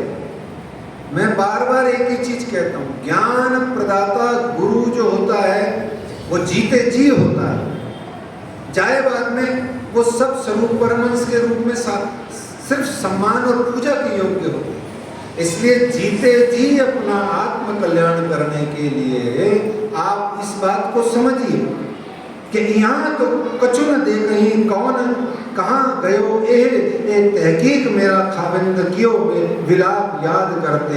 श्री देवचंद्र जी को पक्का विश्वास हो गया। ये तहकीक का मतलब क्या होता है? डेफिनेटली। और खावंत का मतलब क्या होता है? मालिक, पति नहीं होता है। पति जो लोकल पति हम दुनिया का हस्बैंड समझते हैं वो नहीं होता है, और बैंड नहीं होता, कोई हस्बैंड नहीं होता। पति का मतलब पाते इति पति, पाते इति पति, जो तुम्हारा संरक्षण करे, तुम्हारी सुरक्षा करे, वो पति कहलाता है। जैसे जगतपति, सारे जगत का पालन करने वाला, सारे जगत की सुरक्षा करने वाला जगतपति, ऐसे ही निज मूल पति, परम धाम के अंदर में हमारी निज आत्माओं का पति, निज मूल पति। तो पति का मतलब हस्बैंड नहीं होता है, नहीं होता है, नहीं होता है, ठीक है? नहीं होता है, किसी भी हालत में नहीं होता है। रघुपति राघव राजा राम, तो रघु के हमारे सबके पति हैं जी, नहीं है ना? पति का मतलब हस्बैंड नहीं होता है। बहुत अच्छे से ध्यान रखना, हमारे श्री निजानंद संप्रदाय में वैसे भी पति पत्नी का रिश्ता ही नहीं है राज्य और हमारा तो अगर रिश्ता है तो रोमांटिक है, बड़ा रोमांटिक रिश्ता है। हमारे यहाँ तो आशिक मासूम का प्रियतम प्रियतमा का रिश्ता है ना? याद रखना, पति का वर्ड का अनर्थ मत करना, अपनी भावनाओं को खराब मत करना। और पति की वैसे कौन इज्जत करता है बेचारे? देखो याद करो, संसार में बेचारे पति को पूछता ही कोई नहीं है ना? तो ऐसे पति के साथ उसको कंपेयर मत करो। श्री देवचंद्र जी को विश्वास हो गया कि मैं जिसको खोजने निकला हूं, मैं जिसको खोजने निकला हूं वो 24 घंटे मेरे साथ हैं। ये तो तहकीक हुआ धनी है मेरे हाजिर, भले ही अब कहाँ जाएंगे खोज लो इन पर। इस सिपाही लीला जो हुई है ना सुंदर साथ जी, इसके 3 भाव आप सुनिए। 3 भाव इसके निकल के आते हैं। हमारे आनंद के लिए, हमारी प्रेरणा के लिए, हमारी शिक्षा के लिए। खाली कहानी नहीं है ये। कहानी तो हम अपने बच्चों को सुनाएं, देवचंद जी की, 5, 6, 7 साल के बच्चों को, 10 साल के बच्चों को। हमको जिनको 50-50 साल हो गए अभी तक सुनते हुए, उनके लिए ये कहानी नहीं है। इस कहानी में से जो, जैसे हमारे सर बैठे हैं, अंग्रेजी के हमारे बहुत सीनियर सर हैं, टीचर हैं, जैसे ये भी बहन जी भी टीचर हैं, और भी कोई टीचर हो सकती है, ये भी बहन जी टीचर हैं। तो ये जब हिंदी, अंग्रेजी या कोई भी साहित्य का विषय जब पढ़ाते थे, गद्य पद्य संग्रह लगती थी उस जमाने में, तो उसमें कोई भी किसी की कविता या कोई कहानी आती थी, तो उस कहानी का क्या किया जाता था? सार लिखिए, एक सार लिखिए, और सार लिखने के बाद में इस कहानी से शिक्षा बताइए, और इस कहानी से शिक्षा प्रेरणा क्या मिलती है अपने शब्दों में, 100 शब्दों में लिखिए। ऐसे प्रश्न आते थे, है ना? यही हमको लेने हैं। इस सिपाही प्रसंग से 3 प्रकार के भाव प्रकट होते हैं। एक, माया के प्रभाव से बनी हुई विपरीत सोच और विपरीत भय का हमारा नाश हो जाता है इस सिपाही के प्रकरण का बार बार चिंतन मनन और अध्ययन करने से। क्योंकि देवचंद्र जी महाराज की ये 2-3 चौपाइयां आपको मंत्र के रूप में कही जा रही हैं। कौन कौन सी? एक, तहकीक मेरा खाविंद, तहकीक मेरा खाविंद, और एक तो तहकीक हुआ धनी है मेरे हाजर, भले अब कहाँ जाएंगे खोज लेऊं इन पर, अब तो मैं इनको खोज लूंगा। तो ये हमारा जो विपरीत सोच है और हमारा जो भय है कि भगवान ईश्वर मिलेंगे कि नहीं मिलेंगे, वो देवचंद्र जी महाराज यहाँ खारिज कर रहे हैं कि मिलेंगे ही मिलेंगे। एक, सिपाही लीला में ये आनंद है। दूसरा, आड़े वक्त पर, हमारे किसी भी आड़े वक्त पर परमात्मा ही किसी न किसी रूप में हमारी सुरक्षा व सहायता करते हैं और करते हैं। वो जिसको एक पंजाबी में वसीला बोलते हैं, या जो माध्यम बोलते हैं, निमित्त बोलते हैं, वो कोई भी बन जाए, इससे क्या मतलब है। और तो और छोड़ो, आपको अगर बीमारी हो गई, कोई तकलीफ हो गई, जो बीमार हो गए, आप अस्पताल एडमिट हुए, डॉक्टर ने आपको ठीक कर दिया, आपने पैसे दिए, ठीक होके घर आ गए, तो वो डॉक्टर के रूप में, वो पैसे के रूप में, वो आदि इत्यादि सब अटेंडेंट्स के रूप में, हमारे घर के केयर टेकर्स के रूप में, वो भगवान ही तो है, वो ईश्वर ही तो है, वो परमात्मा ही तो है जो आते हैं और सहायता करते हैं। और कौन है? मानो तो ठीक है ना? और अहंकार में मरो तो सोचते रहो कि हमारे पास तो बहुत पैसा है, हमारे पैसे ने हमें बचा लिया, तो देखेंगे और 5-7 साल बाद देख लेंगे, और 10 साल बाद देख लेंगे कौन बचाता है तुम्हारा पैसा, तुम्हारे रिश्तेदार, तुम्हारा ये, तुम्हारा डॉक्टर, विश्व के सारे डॉक्टर मिल जाएं, वर्ल्ड की सारी कुबेर भी आ जाए इस धरा पर, तो भी एक इंसान के तेरी गिनती बांधी सांसों सांस है ना, वो निकल लेंगे तो निकलने ही वाली है, फिर कोई कुछ नहीं कर सकता। ठीक है ना जी? तो इस तरीके से दूसरा भाव। और तीसरा बड़ा प्यारा भाव, अपने इष्ट के प्रति समर्पण की दृढ़ता आती है कि हम अपने इष्ट के प्रति और समर्पित होंगे, क्योंकि वो हमारा ध्यान रख रहे हैं। इसलिए राज्य ने कहा, 2 मेहर देखत खेल में। राज्य ने 2 मेहर बताई, जाहिरी और बातुनी। पहले वो जाहिरी मेहर क्यों देते हैं? क्योंकि हमारी कपड़िया में जाती ही जाहिरी मेहर है, अभी बातुनी का जगह नहीं बना है। तो राज्य कहते हैं, अच्छा तेरे को मैं उसी भाषा में, उसी वस्तु से, उसी पदार्थ से समझाता हूँ कि मैं हूँ और तेरा ध्यान रखता हूँ। तो तूने जो मन्नत मानी, मनना मनोरथ पूर्ण कीदा कर दिया राज्य ने, 1 बार 2 बार अनेक बार कर दिया। क्यों? राज्य बार बार तुम्हें कहते हैं, मैं हूँ ना, मैं हूँ ना, मैं हूँ ना, और बार बार राज्य कहते हैं, अब बस कर संसार की चीजें मुझे, मुझसे मुझे मांग ले। ऐसे ये सिपाही प्रकरण आया। फिर वो सरदार के पास जाते हैं, बारात में शामिल होते हैं, बारातियों को बड़ा अचरज होता है, ये आदमी इतनी जल्दी पैदल पैदल कैसे आ गया। तो देवचंद्र जी को वो दिव्य पुरुष मान करके कायस्थ सरदार जो है हाथ जोड़ के कहता है, आप प्रभु हमारे साथ में भोजन प्रसाद आरोगिए।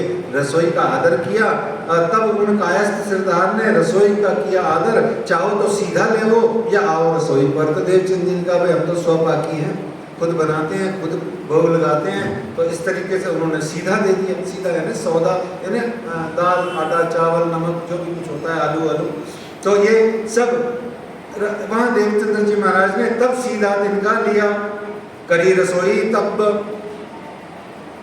ध्यान से सुनिए, तब सीधा तिनका लिया करी रसोई तब, जा स्वरूप को दरस पायो थो, जा स्वरूप को दरस पायो तो ताको रसोई अरुगाई तब। बोलो प्राणनाथ प्यारे की। देखो, हमने कभी ट्रेन में किसी ने हमारी सहायता करी हो तो उसको थैंक यू देके ऐसे मुड़ जाते हैं कि जीवन में कभी देखना ही मुश्किल हो जाता है उसको, देखते भी नहीं है, कुछ लेना देना भी नहीं, ऐसा होता है, प्राय ऐसा होता है। बूढ़ी माता जी जा रही हैं ट्रेन में अकेली, किसी ने उनको चाय लाने की, पानी लाने की, बाथरूम तक ले जाने की सहायता कर दी तो बस थैंक यू काका काका ठीक ठीक इतना कहे और भूल गए। पर यहाँ तो आपको देवचंद्र जी महाराज क्या कर रहे हैं, उसको भोग लगा रहे हैं, अरोगा रहे हैं। क्यों? उनको समझ में आ गया ये परमात्मा ही परमात्मा किसी न किसी रूप में रूप बदल के आए हैं। और फिर प्रसाद लेके पौड़े रहे, फिर आपने अब प्रसाद पाया। देखो, इसको कहते हैं भाव। भगत भाव के भूखे हैं भगवान, कहा गया ना, भाव को वो खाते हैं। तो आप देखो देवचंद्र जी महाराज ने उनको प्रसाद, उनको भोग लगाया और प्रसाद पाया, फिर आप पौड़े रहे, सुबह उठकर सब चल दिए। श्री महामत कहें एसाद जी, ए श्री देवचंद्र जी की भी तक आगे खोज करेंगे सो बातें बुजुर्ग। और अब कहो कच्छ देश की, कच्छ प्रदेश की, तो अब आप कच्छ प्रदेश में आ गए। यहाँ 1.5-2 साल तक आप रहते हैं और यहाँ बहुत ही जबरदस्त खोज करते हैं, बहुत ही मेहनत से, मशक्कत से, परिश्रम से आप यहाँ पर खोज करते हैं, एक पल भी गवाते नहीं हैं। विभिन्न संप्रदायों के साधु संत विद्वानों से आप मिलते हैं। अच्छा, क्यों मिलते हैं, क्यों मिलना चाहिए? देखिए, साक्षात दर्शन हो जाए या ब्रह्म ज्ञान हो जाए, बात एक ही होती है, टॉप लेवल यही होते हैं। भक्त कहता है दर्शन हो जाए, ज्ञानी कहता है ब्रह्मत्व को उपलब्ध हो जाऊं, बस यही है। प्रज्ञानम ब्रह्म इसीलिए कहा गया, गीता में कहा प्रज्ञानम ब्रह्म, प्रज्ञा ही ब्रह्म है। और उसको कहा ज्ञान मिलता किसको है, बोले श्रद्धावान लभते ज्ञानम, जो श्रद्धावान है उसी को ज्ञान मिलता है। बोले ज्ञान मिलने से क्या हो जाता है, बोले न ही ज्ञानेन सदृशम पवित्रम ईय विद्यते, इस ज्ञान के समान ऐसा कुछ भी नहीं है जो आपको पूर्ण रूप से आमूल चूल रूप से परिवर्तित कर दे, पवित्र कर दे। और जैसे ही आप शुद्ध पवित्र होते हैं ज्ञान प्राप्त करके, तो शरण भक्ति शुरू हो जाती है, शरणागति शुरू हो जाती है। वहीं पर आप कहते हो कि मुझे साक्षात दर्शन चाहिए। तो ब्रह्म ज्ञान हो या साक्षात दर्शन हो, एक ही बात है। ज्ञानी ब्रह्म ज्ञान मांगता है और भक्त कहता है मुझे साक्षात दर्शन दीजिए।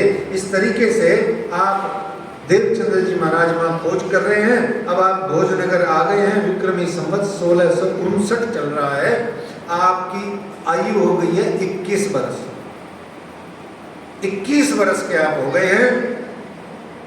और भोजनगर में लगभग आप 5 वर्ष तक रहते हैं। भोजनगर आ गए वहां से, कच्छ प्रदेश से, और सेटल हो गए भोजनगर में। यहाँ श्री राधा वल्लभी संप्रदाय के जो हरिदास जी महाराज जी थे, आप जो बांके बिहारी जी की आराधना किया करते थे, आपकी शरण में आकर के अब वो रहने लगते हैं।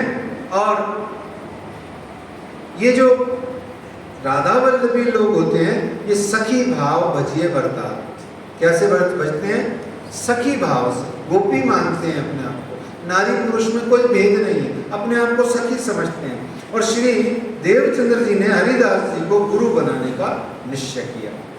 अब उधर माता पिता ने देखा एक ही संतान है,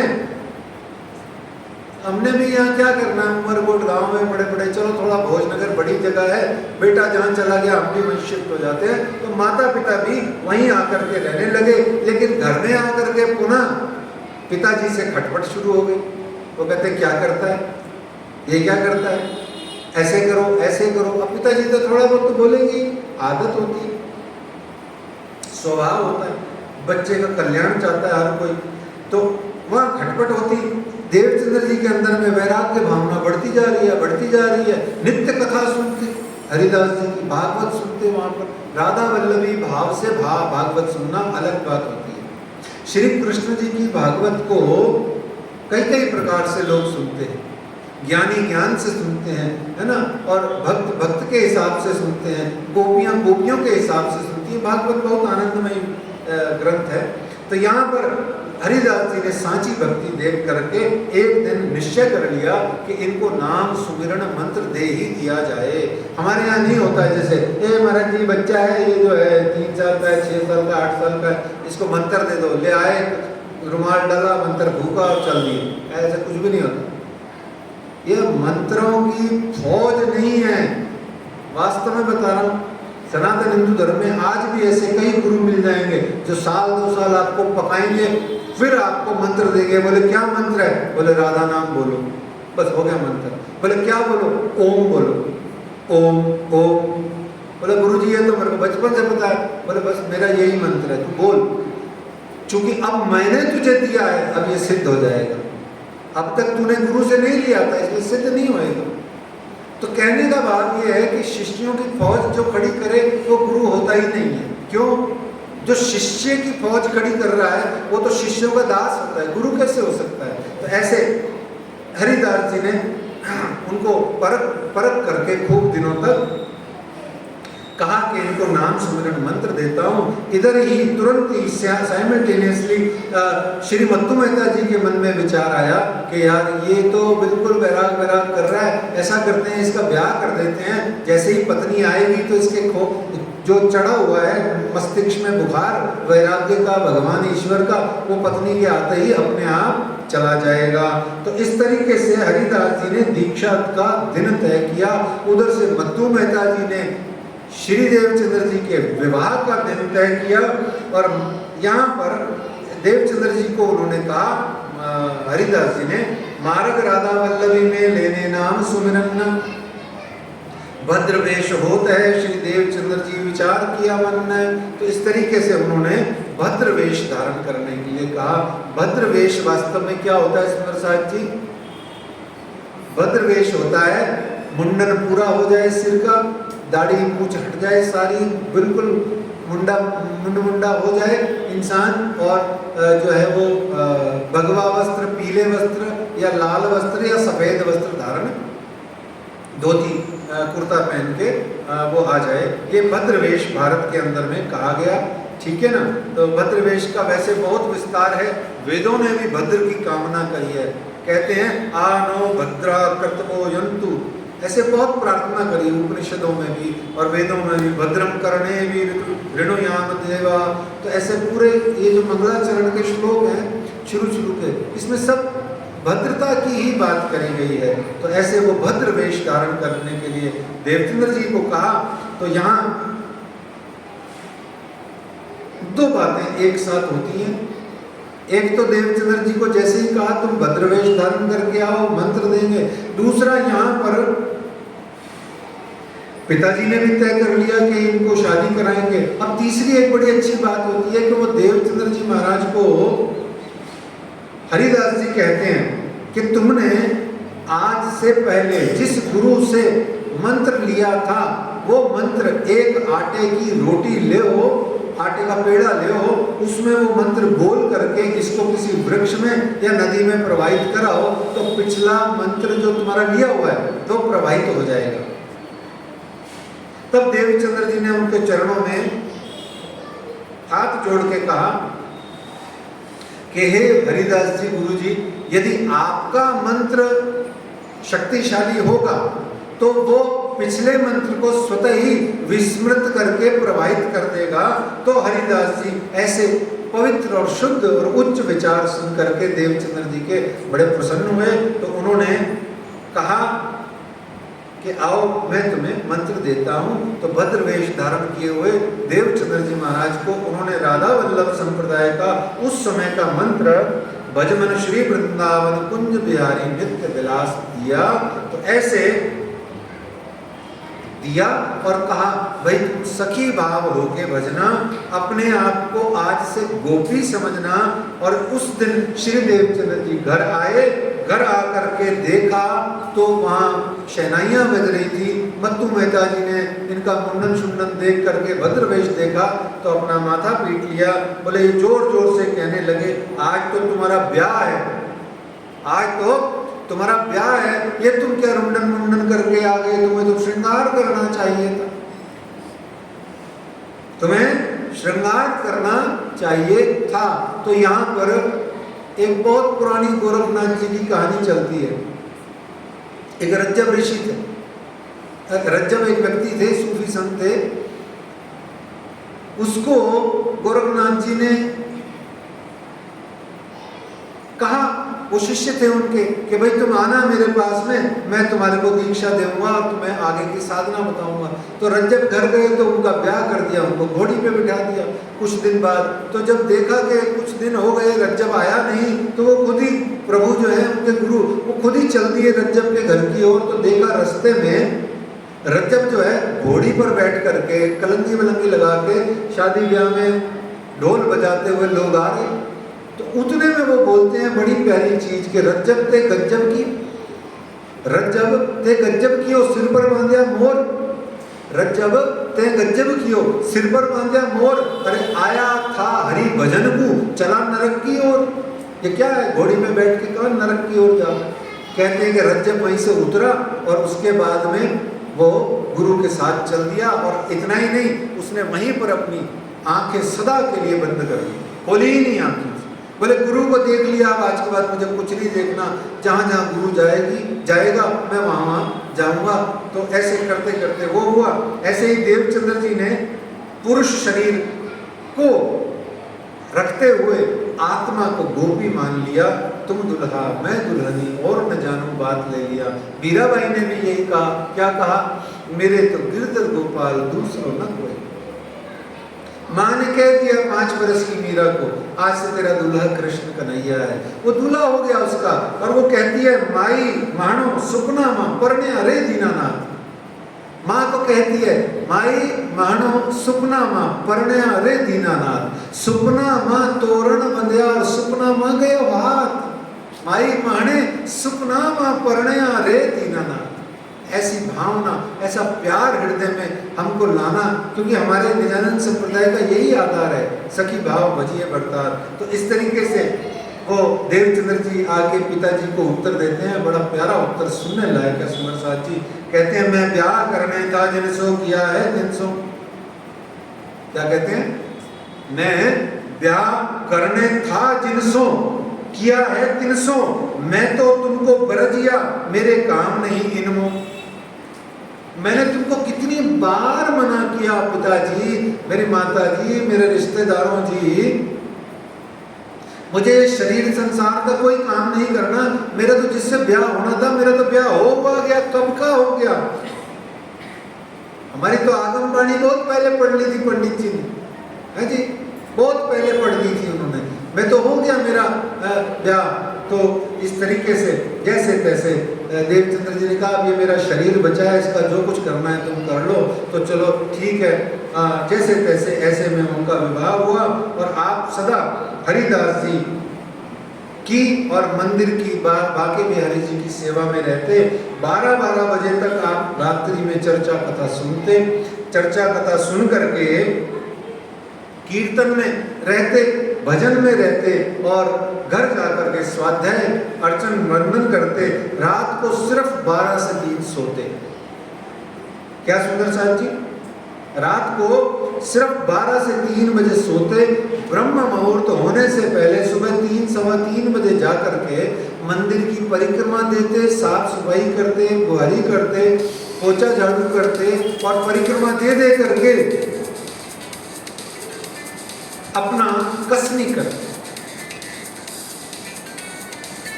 और वो कसनी एक दिन करते करते हरिदास जी ने अपने घर की खिड़की से देख लिया और बोले, भाई कौन है वहां? तो बोले, मैं देवचंद्र। बोले, इतनी रात को क्या कर रहे हो? अरे देवचंद्र जी सकपका गए और थोड़ा सा दूसरा भाव लेके बोले, अरे मैं तो समझा गुरुजी सुबह ब्रह्म मुहूर्त हो गया तो गलत फहमी में आ गया मैं ठीक है जाता हूँ। ऐसा कहीं चले गए, फिर कुछ दिन बाद में फिर देखा, फिर कुछ दिन बाद में फिर देखा। ये देवचंद्र जी तो लगे हुए हैं सेवा, बड़े बड़े कसनी कर रहे हैं, सेवा कर रहे हैं। इस तरीके से जो है देखते देखते हरिदास जी द्रवित हो उठे। और यहाँ लालदास जी महाराज बड़ी प्यारी बात कहते हैं, सेवा करें न जनावही अपनी आत्म के कारण, दिखावे नहीं काहू को समझावे अपना मन। देवचंद्र जी क्या कहते हैं? देवचंद्र जी क्या करते हैं? सेवा करें न जनावही, जनावही मतलब जताना है ना, दिखाना जताना, अपनी आत्म के कारण, अपनी आत्मा को जगाने के लिए, अपनी आत्मा को आत्मबोध प्रदान करने के वास्ते, अपनी आत्मा को परमात्मा से मिलाने के टारगेट से, अपनी आत्मा में परमात्मा को बिठाने के वास्ते, अपनी आत्मा में परम धाम बनाने के वास्ते वो किसी को जताते नहीं, यानी कि दिखावा नहीं करते। दिखावा का मेरा अपना बनाया हुआ शब्द का तोड़ है, जो दिल को खावा वही दिखावा। आपने किया दिखावा तो दिखावा ने आपका दिल खावा। ये दिल आपका खा जाएगा। कौन? दिखावा। क्योंकि आप बुद्धि के माध्यम से प्रतिष्ठा, कीर्ति और दुनिया भर की वाह-वाही और प्रशंसा के बुजुर्गी के भाव से ग्रसित हुए, और सब तो ठीक है जो मिलेगा, पर आपका दिल मर जाएगा, खबी जाएगा दिल। क्यों? क्योंकि डिस्प्ले में जो होता है वो प्राय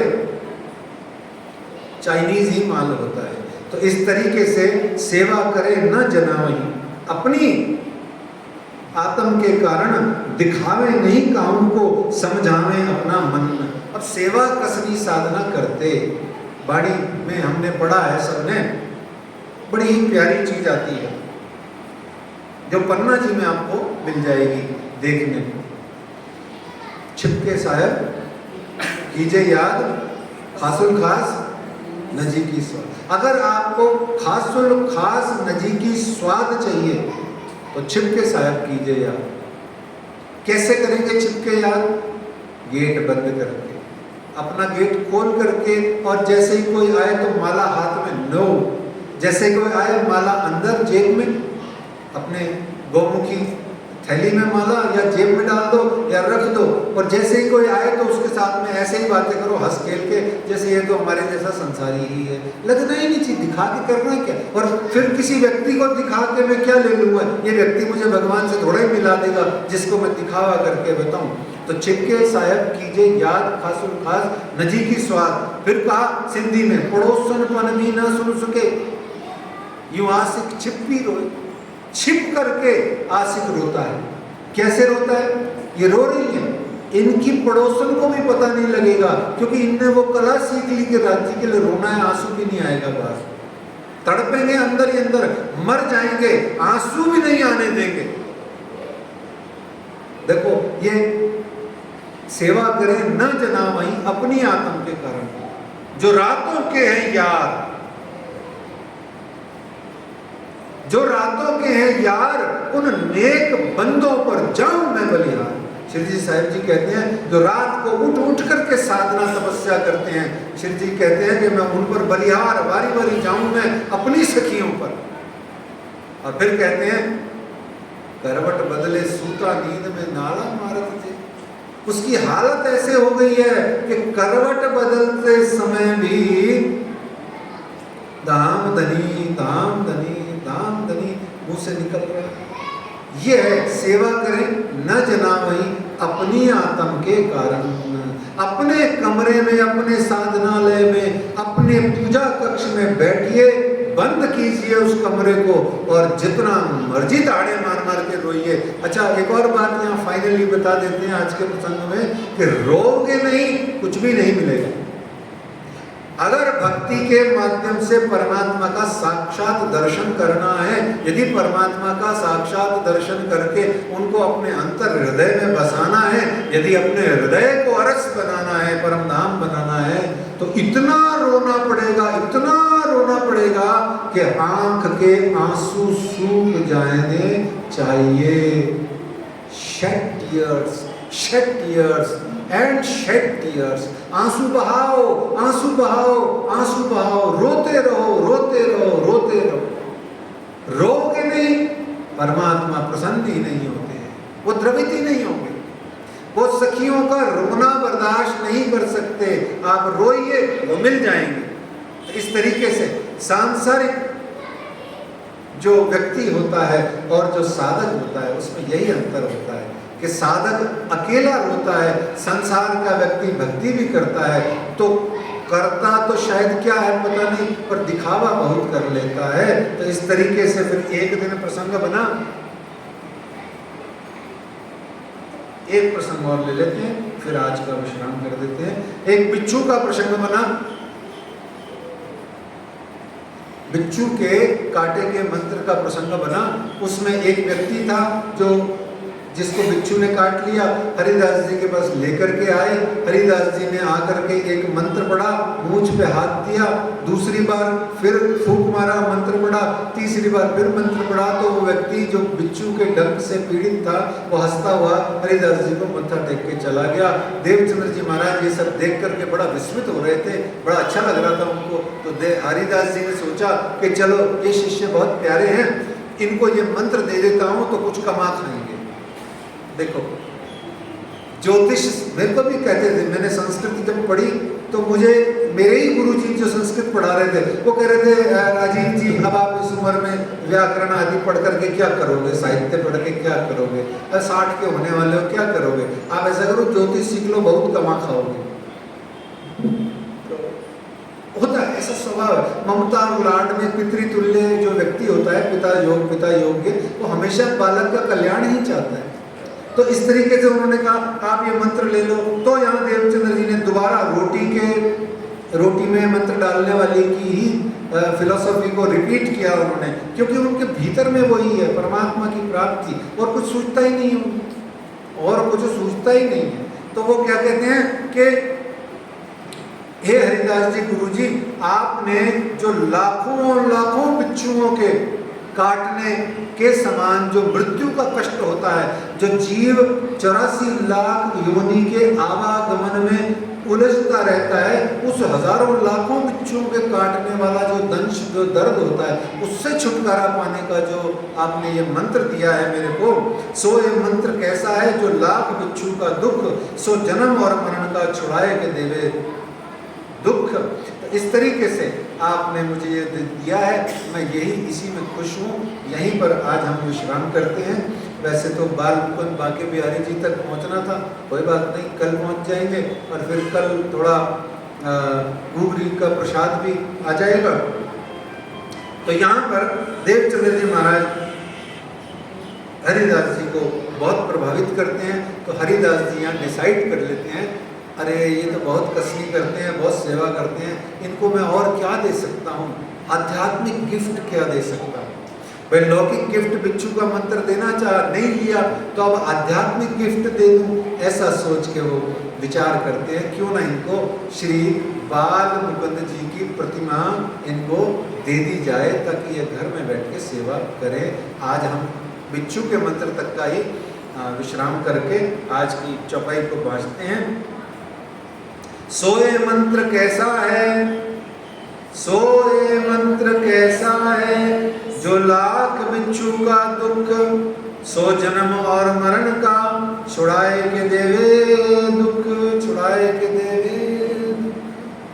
बोलो श्री प्राणनाथ प्यारे निजानंद स्वामी की, श्री श्यामा महारानी जी की, आनंद मंगल श्री धाम धनी जी की जय, श्री बैजूराज जी की जय, श्री महाराजा छत्रसाल जी की जय, श्री सुंदर साज जी की जय, श्री सुंदर साज जियावर साहब जी के चरणारविंद में सोच दीजिए, कृपा कीजिए।